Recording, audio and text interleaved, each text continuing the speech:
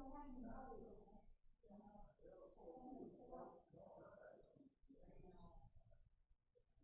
a loaf of bread? Got a door on? Somebody that's dead with?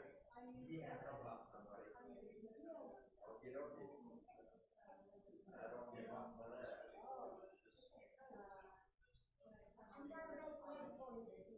She's gonna bake bread. We're not having Bible study. She's gonna make bread.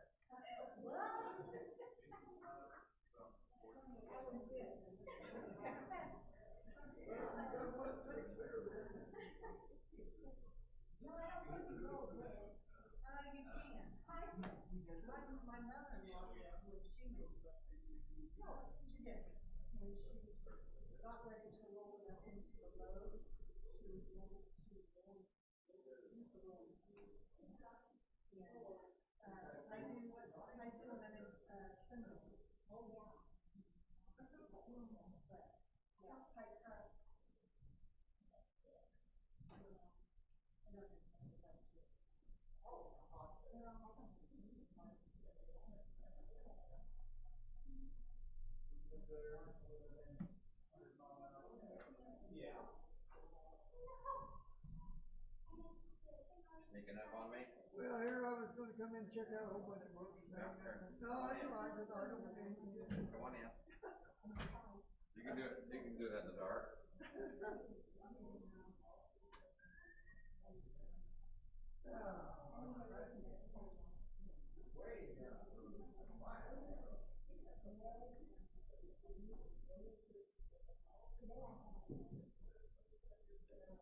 Get the house all cleaned up?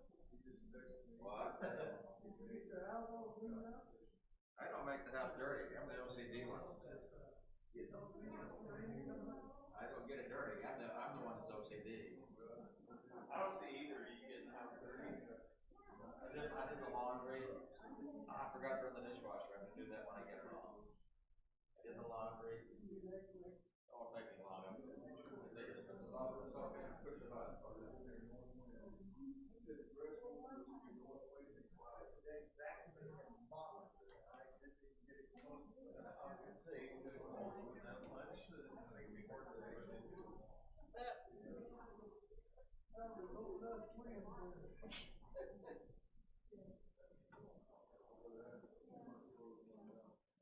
She's a lady of leisure now. They're on spring break. Oh, yeah. I bet she just works with them.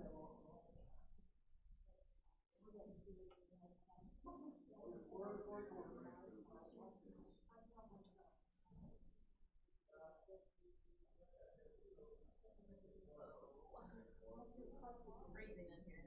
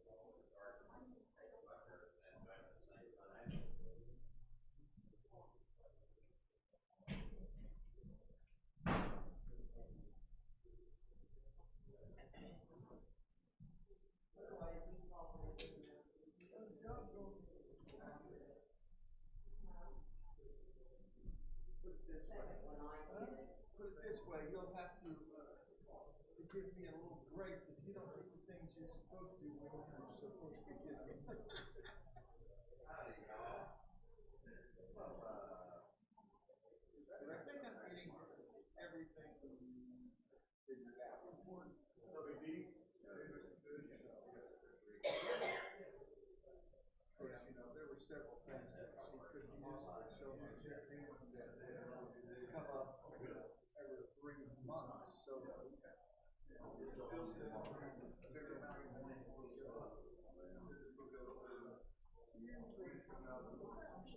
Gave me my stuff, I didn't know I was gonna get it or not. Great, great. She needs a project. Well, then you won't miss it till I get it. And it was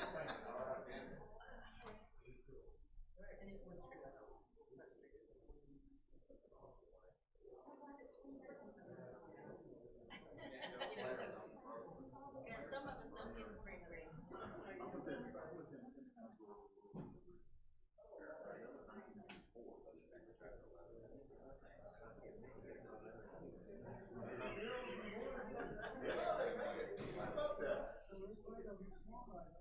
Boys do. Boys play tomorrow. Boys play tomorrow. I guess they probably do first round, yeah. Or maybe. I'm not sure. Yeah. They've got their starters. They've got 6'7", 6'9", 7'3". 7'3", Bill. He's not the one they're worried about. 6'9" guy's the number 2 recruit in the junior class in the nation. He's already committed to that.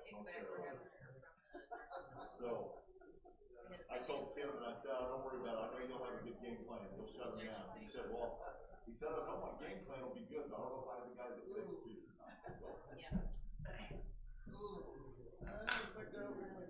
Yeah.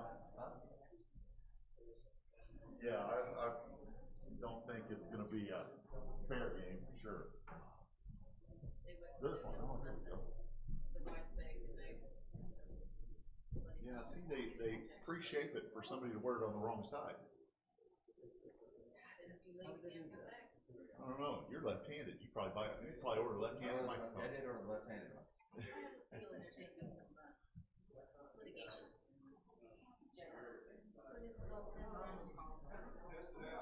Okay, I'm trying to get it shaped first.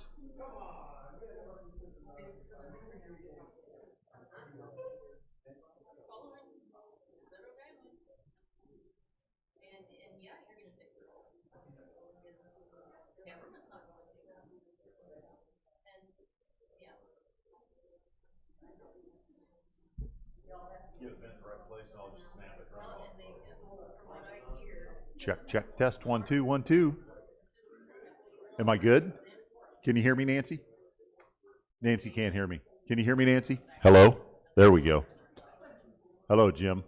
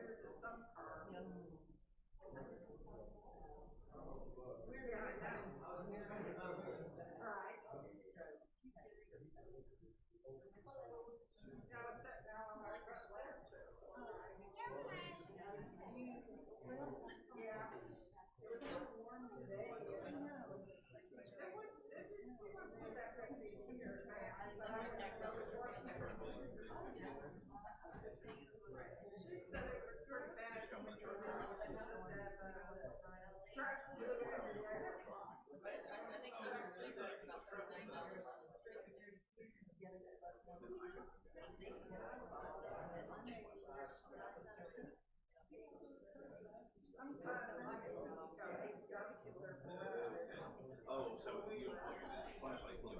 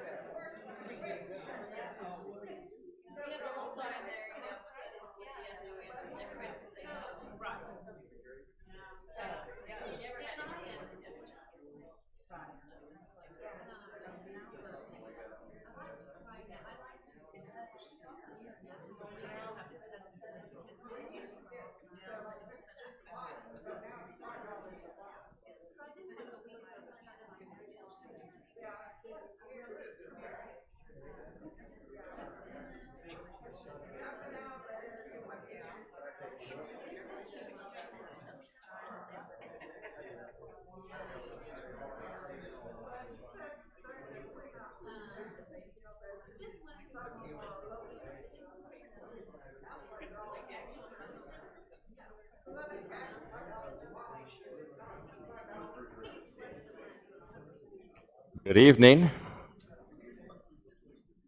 Thank you for being here this evening. Joe had a good report from his follow-up at Mayo Clinic, so continue to remember him as he recovers. And Don's sister has been diagnosed with lung cancer, and so be sure to remember that family in your prayers. Randy Brown continues to be treated for his heart condition, and KO has gone back to Angel Arm, so he's back home there. Next week, we're going to have a devotional instead of the regular study, and then the next week after that, we'll start our study of Revelation. And the topic is going to be, for the devotional, it'll be 1 Samuel. It's kind of fit the reading for that week, and so plan on a devotional next week and 1 Samuel. And we're going to have volunteers come help with the bulletin on Wednesday mornings. People used to do that a while back, but with just the folding and putting labels and stamps on envelopes and putting the right things. We send out bulletins, look at the book, handouts, the prayer lists, and those are the three main things, aren't they? And people get different combinations of those. Some get one and not the other, or they get these two, and so you have to be really talented at reading the directions there and see who gets what where. And don't make the mistake that Michael did last week or that I made the week before. So you have to be flawless on that.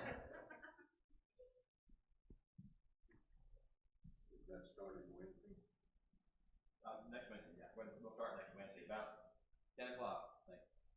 10 o'clock.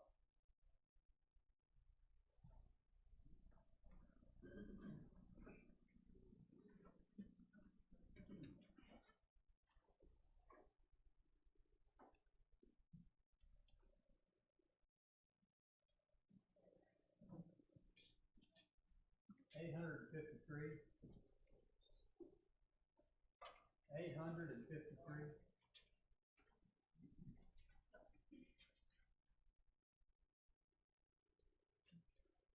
Sing the wondrous love of Jesus, sing His mercy and His grace. In the mansions bright and blessed, He'll prepare us a blessed place. When we all get to heaven, what a day! What a day of rejoicing and glee! When we all see Jesus, we'll sing and shout the victory. While we walk the pilgrim pathway, clouds will overspread the sky. But when traveling days are over, not a shadow, not a star. When we all get to heaven, what a day! What a rejoicing that will be. When we all see Jesus, we'll sing and shout the victory. Let us then be true and faithful, trusting, serving every day. Just one glimpse of Him in glory will love towards what every day. When we all get to heaven, what a day! What a rejoicing that will be. When we all see Jesus, we'll sing and shout the victory.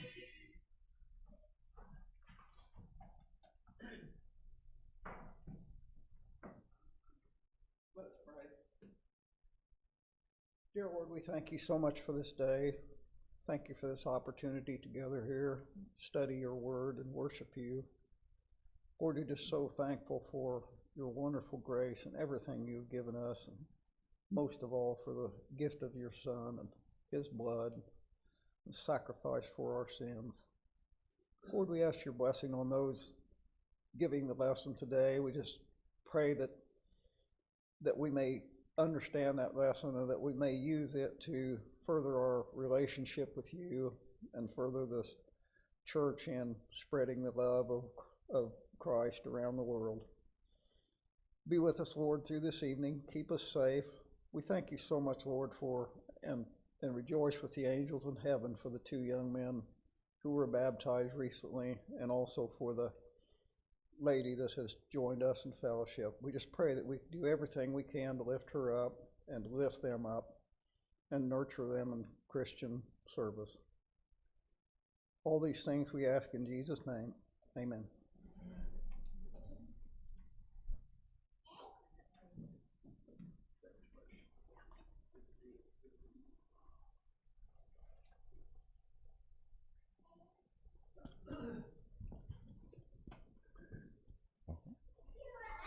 Hey, Jason, Yes, Gary. I hear you got a new headphone.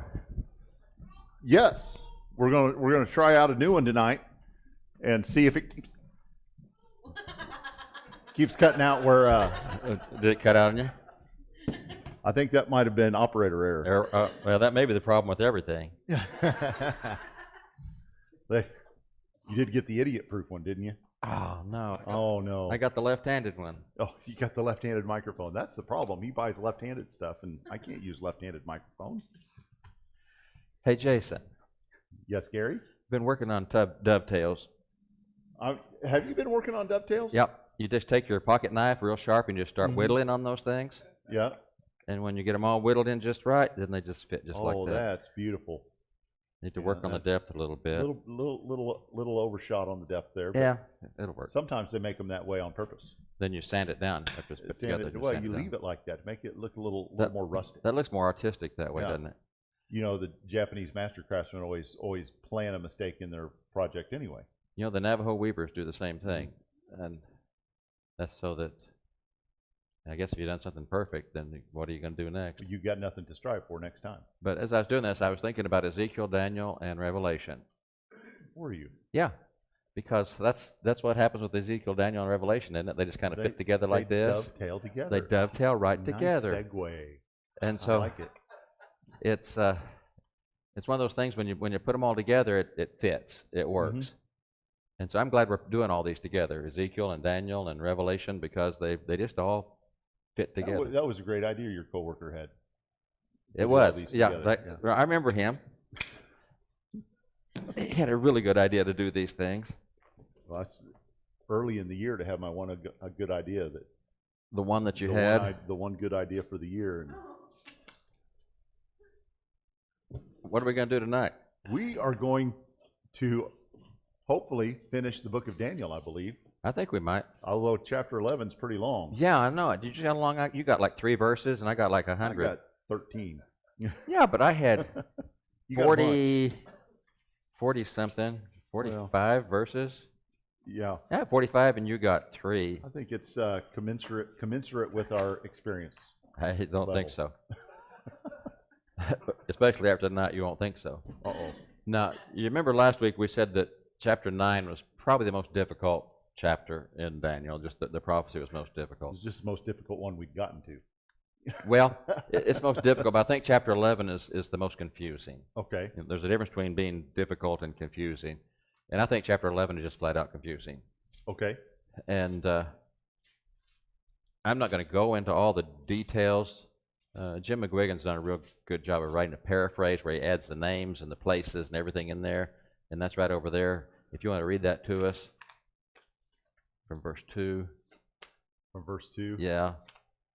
All the way? No, just read the first 2, and we'll see why Okay, I'm not verse going 2. to use this. And now will I show thee the truth. Behold, there shall stand up yet, in addition to Cyrus, in whose reign the vision is received, Cambyses, Darius the first Hystaspes, and Xerxes, who shall be richer than they all, and he shall use these riches, see Esther 1, verses 3 to 4, to stir up opposition against Greece. Thank you. And the rest of it reads like that. If God would have clears it up. God would have put that in there, people would have not followed it, I don't think. And so he wrote it in a simpler way that still accomplishes its purpose, this is chapter 7 or chapter 11 is a very, very historically correct, detailed account of what's going to happen. And God demonstrates that he knows exactly what's going to happen, and he's in charge of what's going to happen. It's almost easy to understand why people want to date this book, 400 years later than it was actually written, because it is so accurate and it is so detailed in the way it portrays the history that has yet to happen, that people look at it and think, well, there's no way it could have been written beforehand. How could Daniel have known all of these historical events that were going to happen? They're precise, and so it must have been written much later than these things happened. Either that or God inspired it. Either that or miracles can happen, and some people can't bear the thought of that, so they have to date it later. They have to. That's the only way to get around it, because they can't argue with the history. Right. But instead of God using those names, he talks primarily about the king of the north and the king of the south, and that those people are going to change. The names are going to change, but it's much easier to read about the king of the north and the king of the south than to get all of those names in there. And McGuigan jumps over a whole bunch of minor people, and there's still jillions of names in there that mean nothing to us. And so I think it's written in a way that it's still confusing because there's so many details, but I think it was written the best possible way, of course, to get the message across that God knows what's going to happen, and he's in control, but in a way that's not just totally confusing for us. And so we begin chapter 11 in the first 4 verses.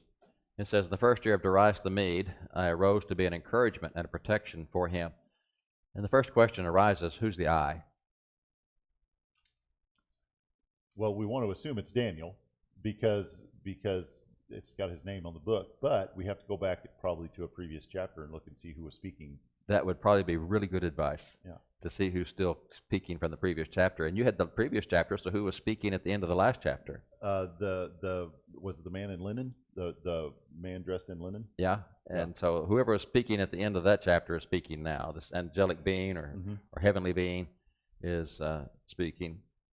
And so the one who had come in response to Daniel's prayer that was delayed for 3 weeks because of the battle that was going on. Yeah. And it was it Gabriel that was we want to associate it with Gabriel. I don't think he's named. Is he named Gabriel in that chapter? I don't remember if they name him. I don't think specifically. Michael was the one that he mentions Michael as being the warrior, the one that's fighting. But anyway, this one. Gabriel does bring an answer. Yep, it is Gabriel. Is it Gabriel? Okay. It is Gabriel. And so this is Gabriel speaking. So in the first year of Darius the Mede, Gabriel arose to be an encouragement and protection for him. And you pointed out last week how these things are going on behind the scenes in spiritual realms. And that's all he's saying, that he arose to be an encouragement and a protection to Darius. And now I will tell you the truth. Behold, 3 more kings are going to arise in Persia. Then a 4th will gain far more riches than all of them. As soon as he becomes strong through his riches, he will arouse the whole empire against the realm of Greece. Pretty specific about who's going to be involved here. And you want to remember that the chapter begins with Persia, and it's going to end with Rome. So we're going to go all the way through the Persian Empire and the Greek Empire and into Rome by the end of the chapter. A mighty king will arise, and he will rule with great authority and do as he pleases.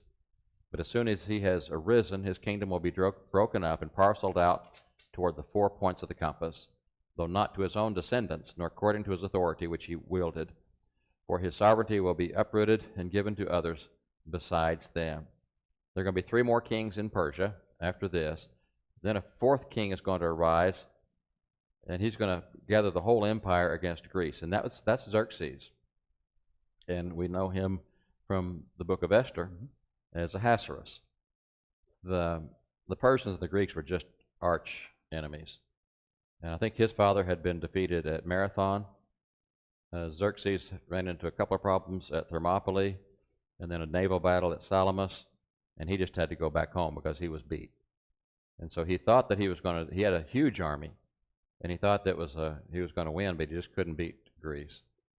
And so, although he gathered his whole empire against them, some accounts have 1 million soldiers landing north of Thermopylae and coming down that way. But he lost. And then a mighty king will arise, and that's Alexander the Great. Alexander the Great never lost a battle. He swept his way all across clear to India, and he was conquering the whole world. He's recognized as maybe the greatest military leader in all of history. And then he died. And so, age of 33, I think, 32 or 33. And you've probably seen that poem that compares Alexander and Jesus. They both died at the same age. And what Alexander accomplished, but you look at what Jesus accomplished. Jesus wins that comparison. And his kingdom was broken up into 4 parts. It didn't go to his descendants, and it didn't go according to his authority. There are tales about his deathbed statement of when they said, "Who do you want to take your place?"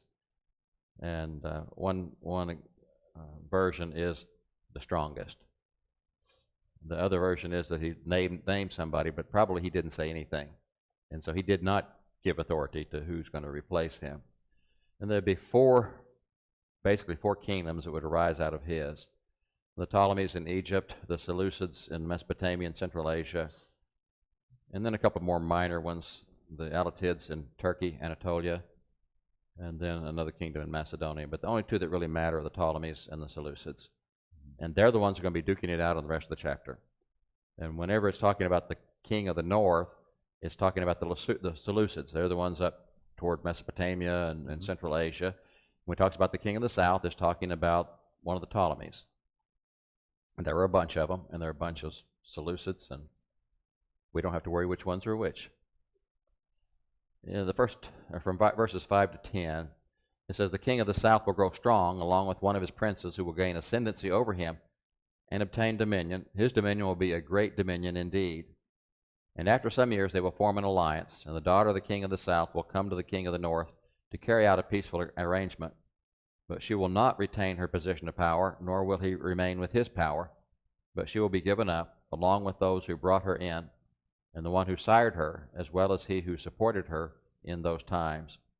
But one of the descendants of her line will arise in his place, and he will come up against their army and enter the fortresses of the king of the north, and she will deal with them and display great strength. And also their gods with their metal images and their precious vessels of silver and gold he will take into captivity into Egypt, and he on his part will refrain from attacking the king of the north for some years. Then the latter will enter the realm of the king of the south, but will return to his own land. And his sons will mobilize and assemble a multitude of great forces, and one of them will keep on coming and overflow and pass through, that he may again wage war up to his very fortresses." And again, I don't think the details of who these are matter as much as the fact that God is aware of all these things. And I think the main message we get out of this is that it's all done by deception and intrigue. Everybody was calculating against everybody else and stabbing each other in the back, and they were making alliances and breaking alliances. And It's like a soap opera. it's like a soap opera. This period from 323 or whenever it was, and Alexander the Great died, on up to the coming of Jesus, is really that period between the Testaments. It's after the time of the writing of the last books of the Old Testament, before the New Testament. And these are just a whole bunch of really strange things that are taking place during that time. That the king of the south, there'll be an alliance. The daughter of the king of the south will make a peaceful arrangement with the king of the north. One of her descendants will enter the fortress of the king of the north, but they will take their idols to Egypt, to the south, and the sons of the king of the north will wage war on the fortress. So as I say, it's just, you can get one of these sheets and go through the details of that if you want to, but the point is that there's just a whole lot of intrigue going on, and God's aware of it.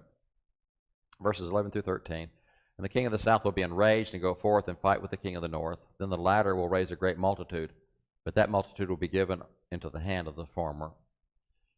When the multitude is carried away, his heart will be lifted up, and he will cause tens of thousands to fall, yet he will not prevail. For the king of the north will again raise a greater multitude than the former, and after an interval of some years, he will press on with a great army and much equipment. Now in those times many will rise up against the king of the south. The violent ones among your people will also lift themselves up in order to fulfill the vision, but they will fall down." So the king of the south is going to be enraged and go forth and going to fight the king of the north. The multitude of the latter, the north, will be given to the former, the south, and many will rise up against the king of the south. Then it continues with verse 14. "Then the king of the north will come, cast up a siege mound, and capture a well-fortified city. And the forces of the south will not stand their ground, not even their choicest troops, for there will be no strength to make a stand. But he who comes against him will do as he pleases, and no one will be able to withstand him.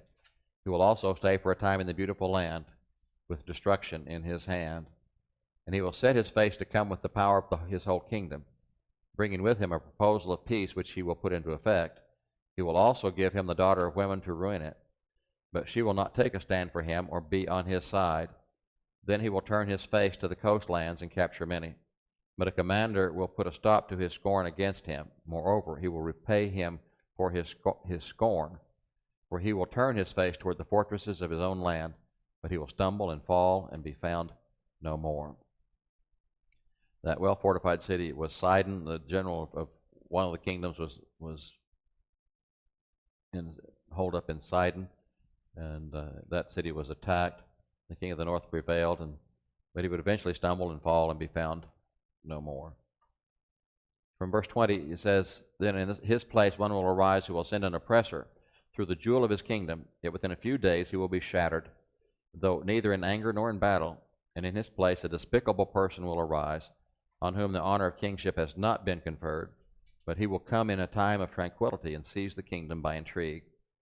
And the overflowing forces will be flooded away before him and shattered, and also the prince of the covenant. And after an alliance is made with him, he will practice deception, and he will go up and gain power with a small force of people.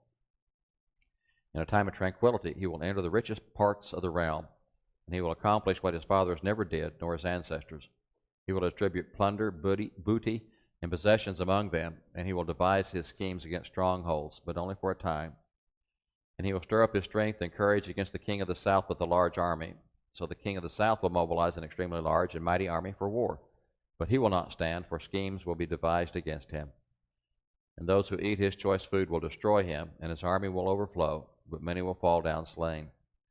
As for both kings, their hearts will be intent on evil, and they will speak lies to each other at the same table, but it will not succeed, for the end is still to come at the appointed time." And so again, it's all by intrigue and deception. They make promises, they make treaties, they break them. They speak lies to each other, sitting down at the same table, and they're lying to each other. But what's going to happen is only going to happen because God has determined it, and the end hasn't come yet. And so there's just basically chaos. And so there's an oppressor through the jewel of the kingdom. It's going to be shattered within a few days. We can identify the despicable person as Antiochus IV Epiphanes, who was indeed very despicable and not a good person at all. In time of tranquility, he will accomplish what others never did, but it will only last a little time. He stirred up his strength against the king of the south, but his own associates destroyed him. Both the kings, north and south, speak lies to each other at the same table. They won't succeed, but the end is still to come at the appointed time when God has determined. Then he will return to his land with much plunder, but his heart will be set against the Holy Covenant, and he will take action and then return to his own land. At the appointed time he will return and come into the south, but this last time it will not turn out the way it did before. For ships of Kittim will come against him, therefore he will be disheartened, and return and become enraged at the Holy Covenant and take action. So he will come back and show regard for those who forsake the Holy Covenant. And forces from him will arise, desecrate the sanctuary fortress, and do away with the regular sacrifice. And they will set up the abomination of desolation. And by smooth words he will turn to godlessness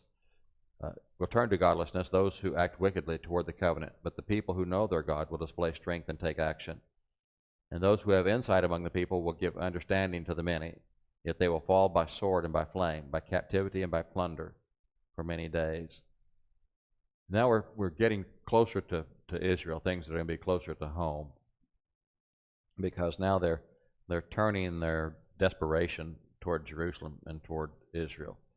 You know, they can't be successful where they're fighting each other, and then they're going to turn on these other lands. And this one's heart is set against the Holy Covenant. And this last time is not going to turn out the way it did before, because the ships of Cyprus are against him. Historically, there was a ship from Cyprus that carried some people from Rome, from the government of Rome. They came basically and told him to drop it. And so he had to go back home and take his wrath out on the Jews. He will show regard for those who forsake the Holy Covenant. If people don't want to follow God, he likes them, but he does not like the ones that follow the covenant. And there will be a desecration and the abomination of desolation. And that's when he offered pig's blood on the altar in Jerusalem. And they couldn't use it anymore because it had been totally desecrated by the offering of pig's blood. He will use his smooth words, but the people who know God will display strength and take action. And yet he will fall, and his fall will be pretty extensive.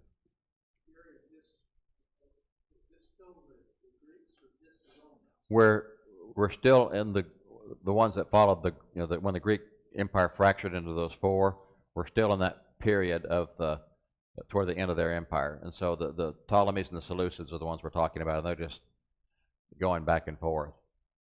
But we're getting ready to switch to the Romans, at least in some commentaries. Other commentaries say it's still talking about the Seleucids and the Ptolemies. McGuigan gives a pretty persuasive argument that it switches to the Romans, but there's another commentary that gives a pretty persuasive reasoning that it doesn't switch to the Romans. And so, but right to this point, we're still talking about the remnants of the Greek Empire. We might call it a Hellenistic Empire because the one thing that Alexander accomplished of a lasting measure was he Hellenized the world.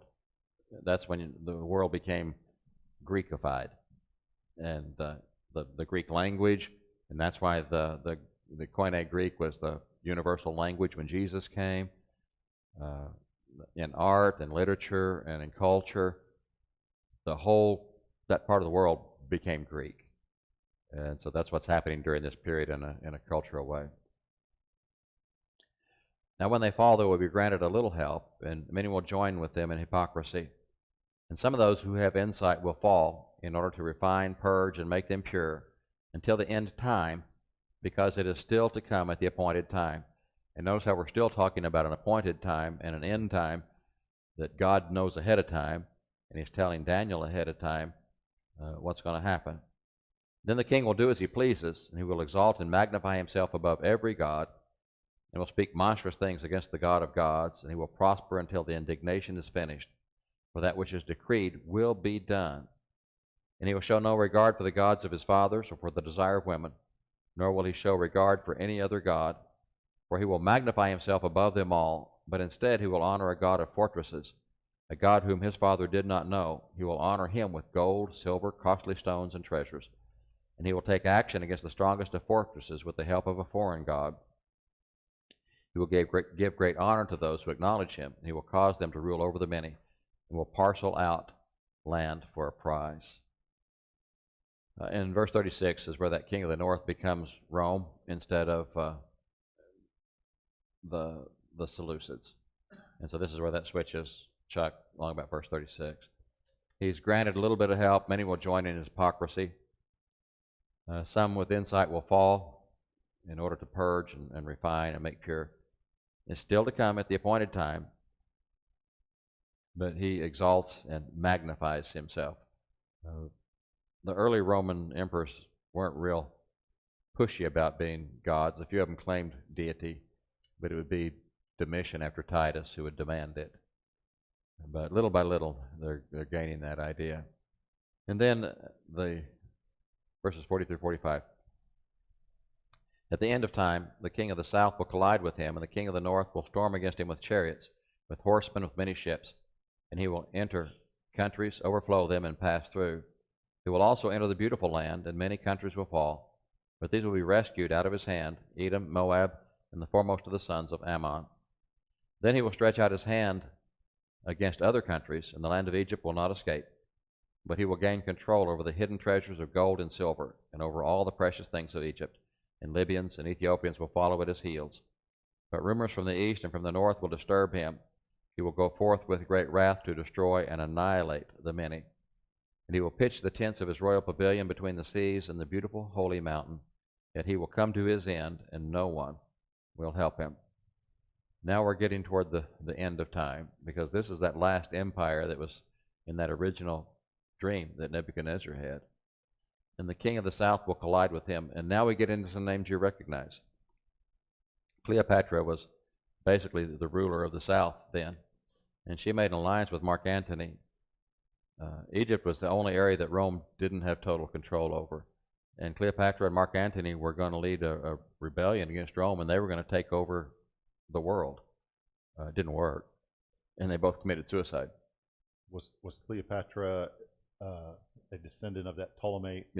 She was in that same family, the Ptolemies. Family of the Ptolemies. There were at least two, maybe more Cleopatras in that line, and so if you run into the word Cleopatra, it may or may not be her, but this is the one we think of. Mark Antony was a former ally of Octavian, Augustus Caesar, but then he rebelled against him. And so they're fighting against the first Caesar, Augustus. The king of the north, who's now Rome, will enter the beautiful land, and I wonder what the beautiful land would be. Beulah land. Beulah land, okay. So Beulah land, sweet Beulah land. Well, what's Beulah land? The beautiful land. The promised land. The promised land. The land that we know of as Israel. Edom, Moab, and Ammon were rescued. For some reason, I think the Romans got sidetracked or something happened, and they didn't defeat them. And so historically, that's what happened. Stretch out his hand against other countries. Rumors from the east and north will disturb him. The Romans were always plagued with things that were happening to the north with the Celts and other tribes that were always threatening them. Yet he will come to his end, and no one will help him. So there you go through that confusing chapter. If you're going to get anything out of that chapter, what would you hope to get out of that chapter? Well, it strikes me that out of the chaos, God is able still to work out His plan that brings about the kingdom that He has promised from the beginning of the book of Daniel, the kingdom that has no end. Because this is a time of chaos, of changing of world empires on a scale that is just mind-boggling. The sizes of the armies and the effects of the battles and the cultures that just shift from one to the other. And how does any stability come out of that? Only by God's plan is how stability comes out of that. And that's only, I think that's why it happens this way, to demonstrate His sovereignty. And I think you're right. That's probably the reason for this description. In addition to the fact that it shows that He knows what's going to happen. But I think the main point is to show that He's in control. And out of the chaos comes what we know of as the kingdom, the church. And so He's setting that stage. But, as I say, I think it's written the best possible way without getting into names and battles and places and everything. Just it's going on between the king of the north and the king of the south, and they're lying to each other and cheating each other, and a lot of intrigue. Yeah. But the point is, as you say, that out of chaos comes order. The last verse, which is the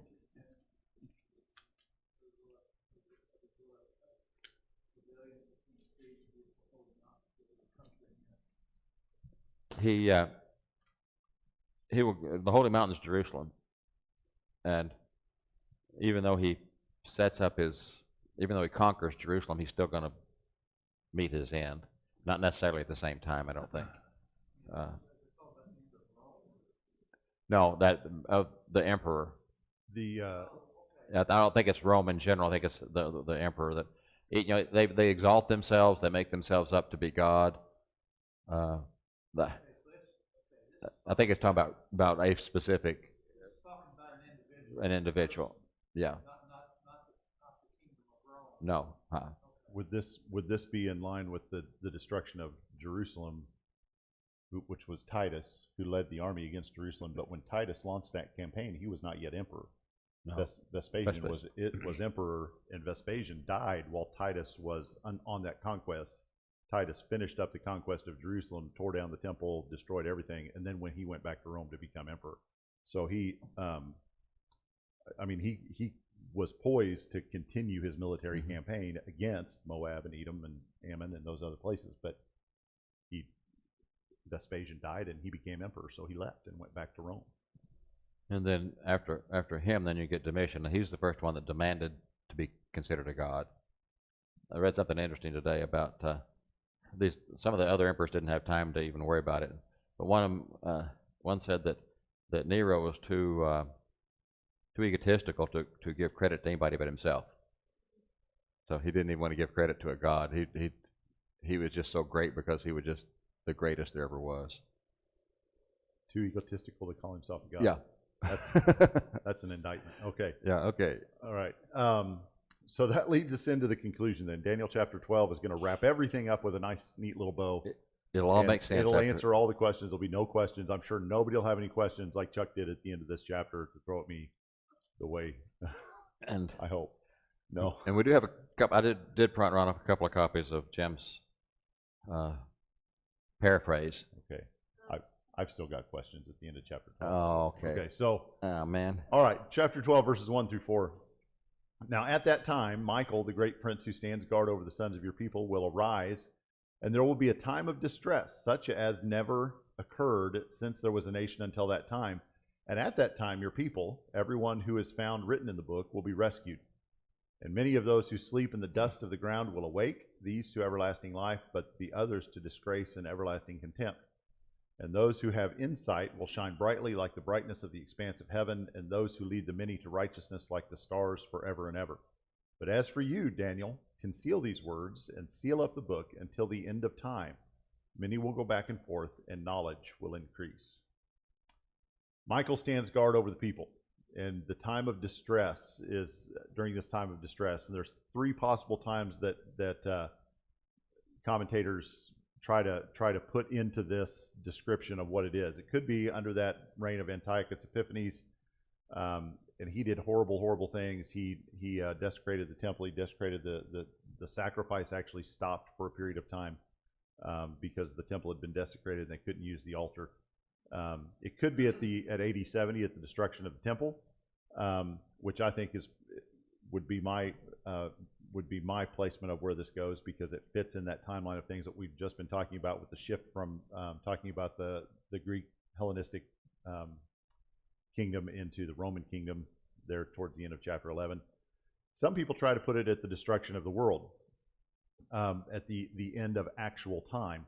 But there's some reasons that it's not that, to put it bluntly. There's a reason there are only two choices. Yeah, so really, from the standpoint of being faithful, I believe what the biblical text is talking about. I think you could make a case that there possibly is some reference to Antiochus here. And some people hold out the possibility that it's a reference to both, because there are some parallels between the things that happened under Antiochus versus the things that happened under Rome.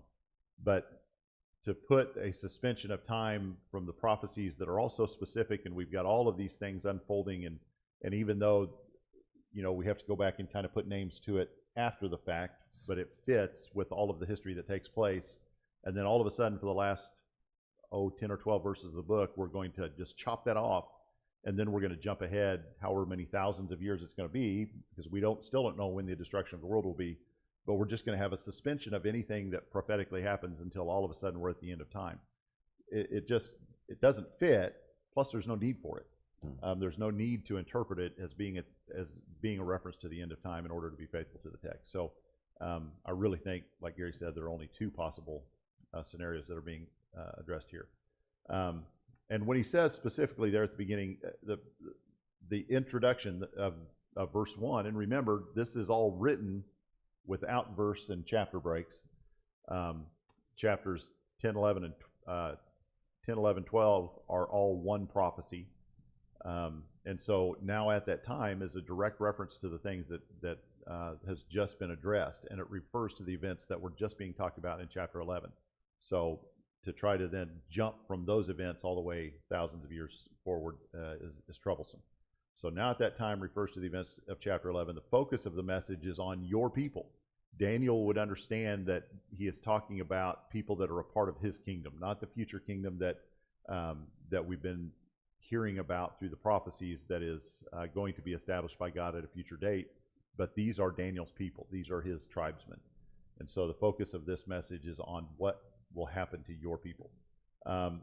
And it's interesting that a couple of times throughout this prophecy, we have the idea of those names that are written in the book. did the Jews do much of writing people's names in books? Was that something they valued? I think so. If you've been reading through the readings that we've been doing, have you come to some sections where there've been a bunch of list of names, and those names don't mean anything to you? They meant something to the people that wrote them. The Jews were all about writing down their ancestry. They knew their lineage. They knew what it meant to be added to that book.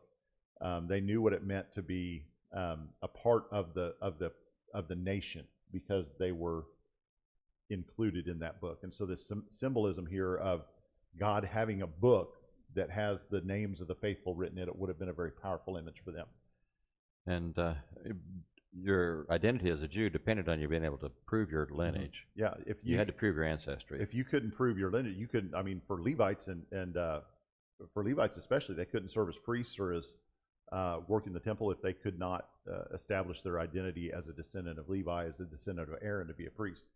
And so when we have them returning, like in the books of Ezra and Nehemiah, and you have those genealogies of people, and they're going back with those lists of names, that was very, very important to them.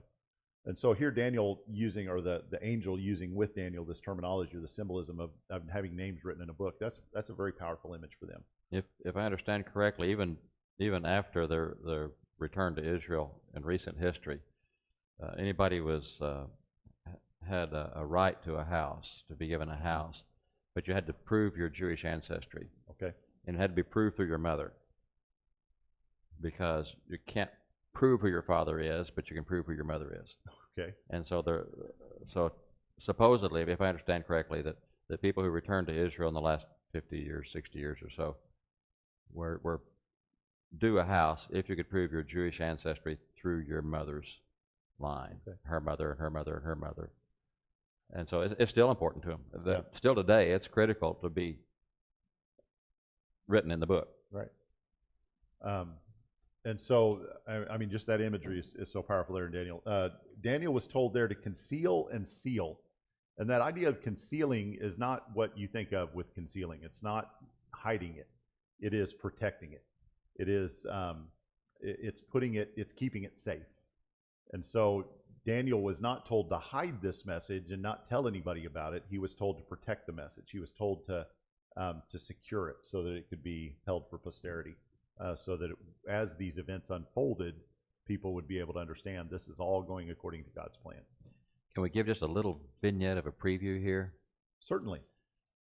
Now, he's told to conceal and seal these things because they're going to be happening a long time in the future. Mm-hmm. And we're talking a few hundred years here. We get to Revelation, and John is told things that are shortly to come to pass.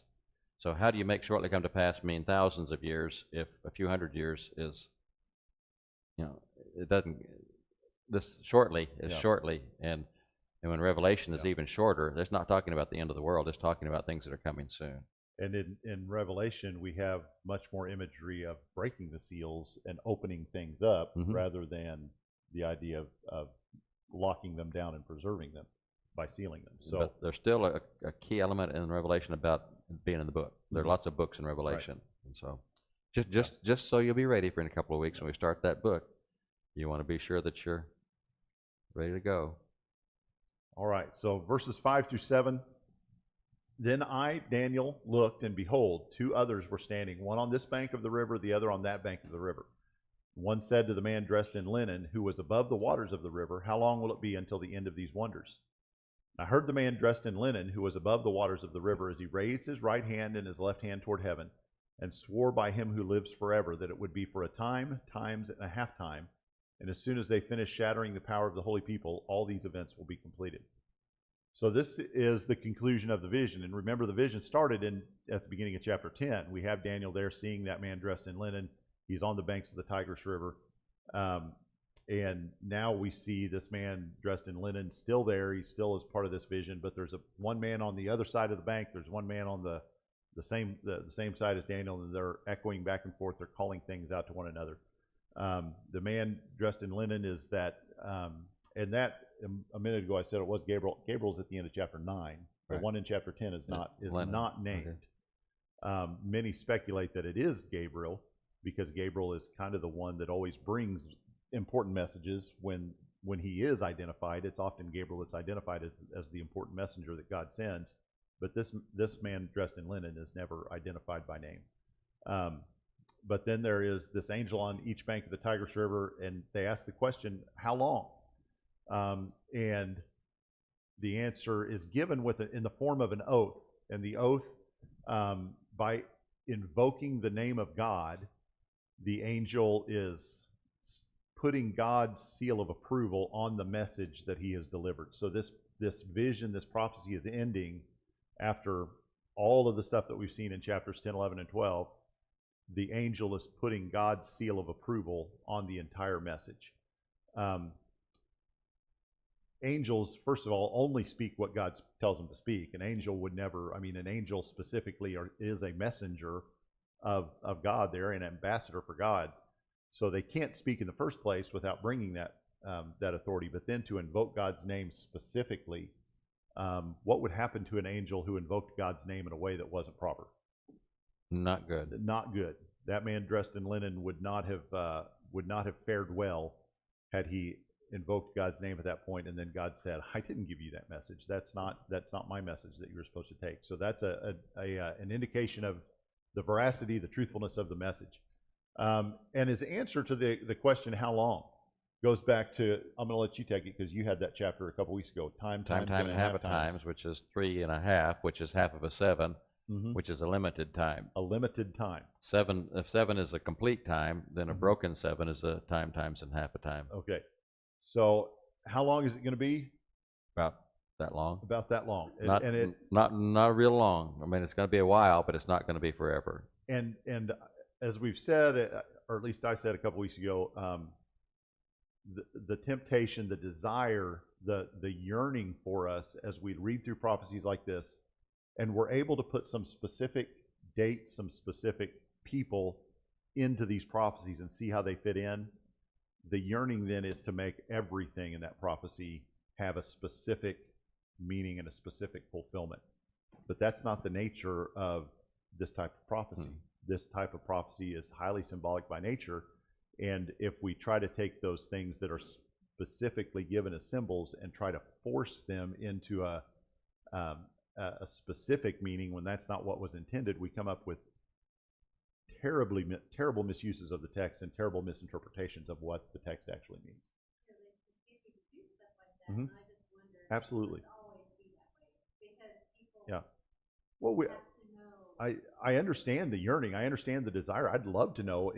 My question is the same. How long? How long, God? And when we read the book of Revelation and we talk about some things that pertain to the end, I want to know how long.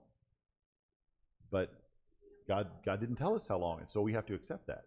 The secret things belong to God, and trying to force a fulfillment or an interpretation into the Scripture that wasn't intended is dangerous.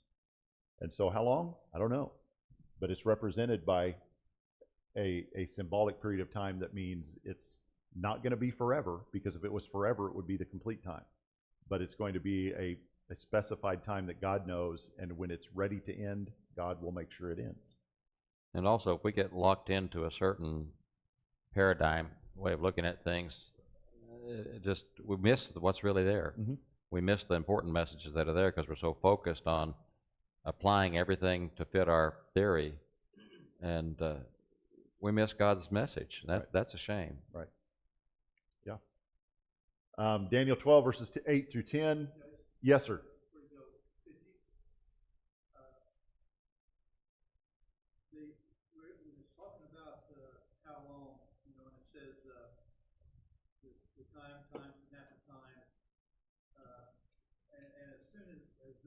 They finish shattering the power of the holy people.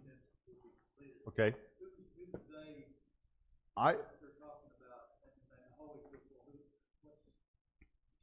Yeah, for me, the simplest application of that would be, for the holy people would be the nation of Israel, and the power of the holy people was the temple. And so the destruction of the temple in AD 70 was the shattering of the power of the holy people. What happened to the nation of Israel after AD 70? Where was that nation?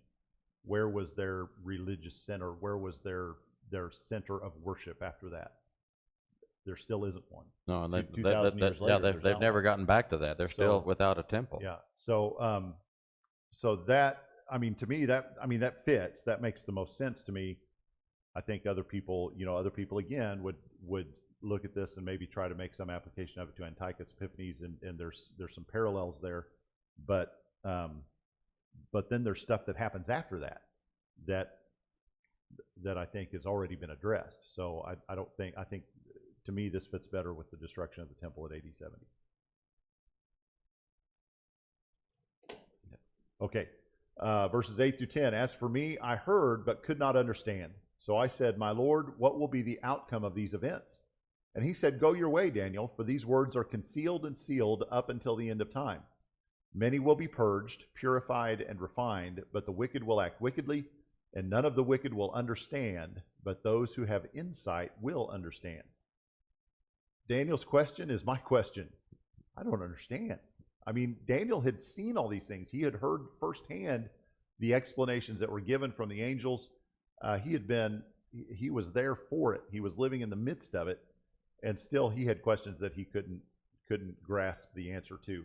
And the angel's words there, go your way, Daniel. Accept it. You're not going to know everything. You're not going to be able to know every detail of what God has delivered here.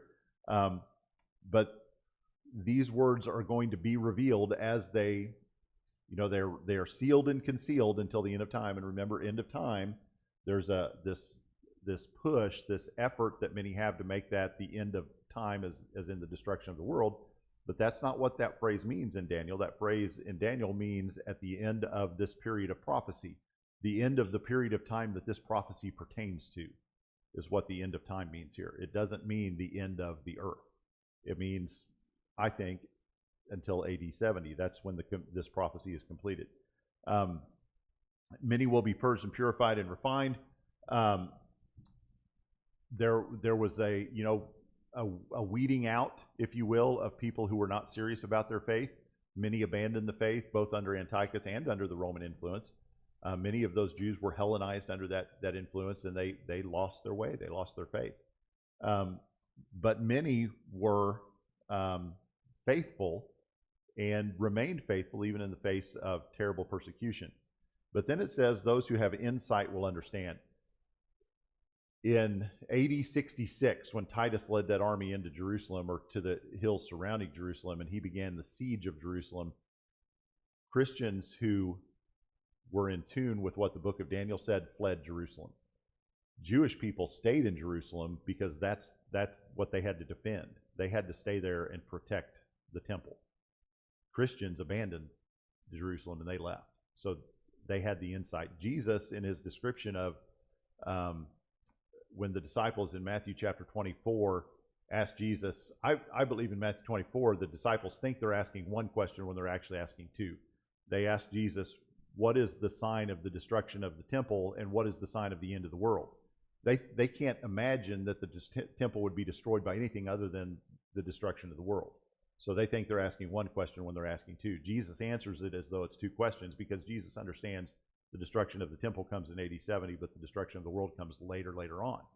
And so Jesus, in his response to them, when he's talking about the destruction of the temple, quotes some of the verses that we've talked about from this prophecy in Daniel chapters 10 through 12, where he talks about the desolation of desecration.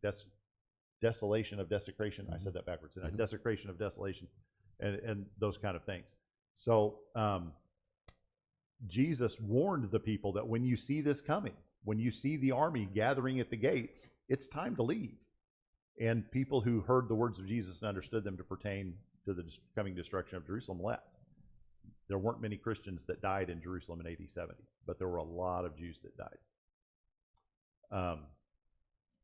Okay. The chapter ends, the book ends, verses 11 to 13. And from the time that the regular sacrifice is abolished and the abomination of desolation is set up, there will be 1,290 days. How blessed is he who keeps waiting and attains to the 1,335 days. But as for you, go your way to the end. Then you will enter into rest and rise again for your allotted portion at the end of the age. A final riddle, as if we weren't confused enough. It's bad enough he brings in 1,290 days, because I don't know what that number means, but then he says those that make it past that and then actually attain to 1,335 days, an extra 45 days, you're in good shape. You're looking at that, divided by 365, 3.5 years. Yeah. Yeah. It's time and a half times. Yeah, It's 3.5 12.9, years. I thought it was, 390 is the Yeah. time and a half of times. What the extra 45 days are worth, I'm not sure. Uh-huh. and I, this is one of those things where it seems like if we all of a sudden take a jump back in time, and now we're talking about the desecration of the temple at the time of Antiochus, when there was a restoration of the sacrifice, and for about 3.5 years under Antiochus, the sacrifice stopped. But then once they reclaimed the Temple Mount, once Judas Maccabeus led the revolt and they reclaimed the Temple Mount, they couldn't instantly start sacrificing again that day. They had to cleanse the temple. And it took them about 45 days to cleanse the temple. It took them a period of time to get the altar rebuilt. They couldn't just cleanse that altar. They had to tear it down and rebuild it. They had to go through the days of purification and the days of sanctification to set up the return to that sacrificial system. So the 45 days, extra 45 days, makes sense if we jump back in time a couple hundred years. But everything up to that point seems to be with Rome. So I'm not sure what that means. The extra 45 days may just be a month and a half, Mm-hmm. because you've gone 3.5 years and just another month and a half, Yeah. symbolically, and you've got it made. Yeah, and it could be that don't make it through the bulk of the bad stuff and give up at the end, because once you've made it through the bulk of the bad stuff, the end is near, and you can make it. You can be faithful to the end. So the Antiochus treatment of the Jews and Roman siege of Jerusalem both were horrendous, terrible events for the Jewish people, atrocities that you and I can only read about in books. We'll never really understand the depth of the deprivation and the depth of destruction that they went through. But then Daniel is comforted. But as for you, you're not going to endure these things.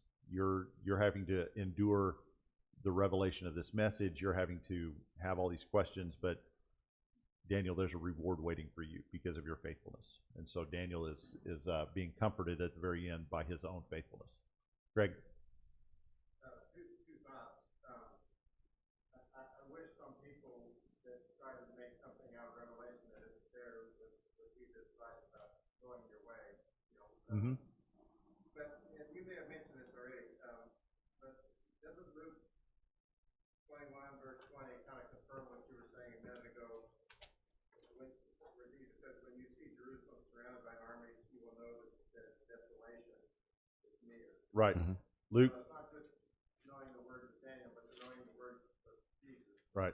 That warns the Christians. And Luke 21 is a parallel of Matthew 24, where he's basically talking about, in response to the same question that the disciples have asked about regarding the destruction of the temple, because Jesus has foretold the destruction of the temple, and they have questions about that because they're good Jews. They can't imagine that the temple could be destroyed, and if it is destroyed, it's got to be the end of the world. And so they conflate those two ideas. They think both of those are going to happen at the same time. And Jesus answers them knowing that they're not going to happen both at the same time. So he gets pretty blunt going on there. It says, then let those who are in the Judea flee to the mountains, let those who Right. get out, let those in the country not enter the city. So this is the time of fulfillment, of punishment and fulfillment of all that has been written. Right. And that is directly related to the prophecies that Daniel foresaw. And in Matthew 24, he even uses some of the same phraseology. That's he talks about the